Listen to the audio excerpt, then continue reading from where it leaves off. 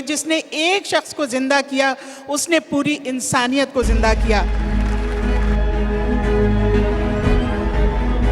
के बारे में बात करते हैं हम रूबा हुमायूं से, जो कि अंडर प्रिविलेज्ड एरियाज में जाती हैं, वहाँ पर लोगों को कन्विंस करती हैं कि आप अपनी बच्चियों को स्कूल में भेजिए, अपनी ख़वातीन को भेजिए, हम उन्हें हुनर सिखाएंगे। उनको किन मुश्किलात का सामना करना पड़ता है, इस बारे में भी बात करते हैं। जी रूबा हुमायूं साहिबा। बहुत शुक्रिया। मैं एक सवाल करना चाहूँगी कि पाकिस्तान में कितने बच्चे हैं जो कि आउट ऑफ स्कूल हैं? 2.5 करोड़ बच्चे। और आपको पता है कि उनमें झुग्गियों में कितने बच्चे हैं?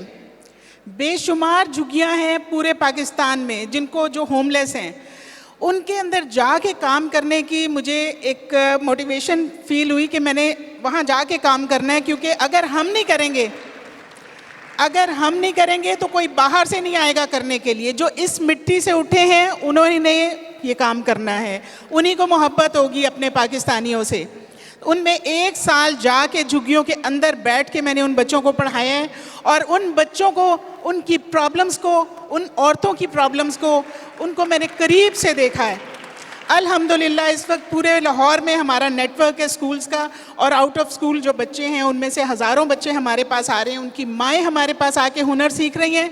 और मैं सबको दावत दूंगी, जहाँ जहाँ झुग्गियाँ हैं वहाँ वॉलंटियर सर्विसेज देनी शुरू करें। जिसने एक शख्स को ज़िंदा किया उसने पूरी इंसानियत को ज़िंदा किया।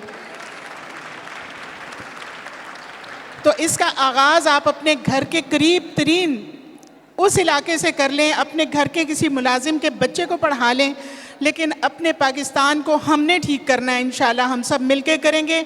डोर ऑफ अवेयरनेस का ये सबसे बड़ा मैसेज है कि पढ़ा लिखा पाकिस्तान हम बनाना चाहते हैं, और हमारे साथ यूथ मिलेगी तो हम सब मिलके इसको बेहतरीन बना लेंगे इंशाल्लाह। इंशाल्लाह। Thank you so much.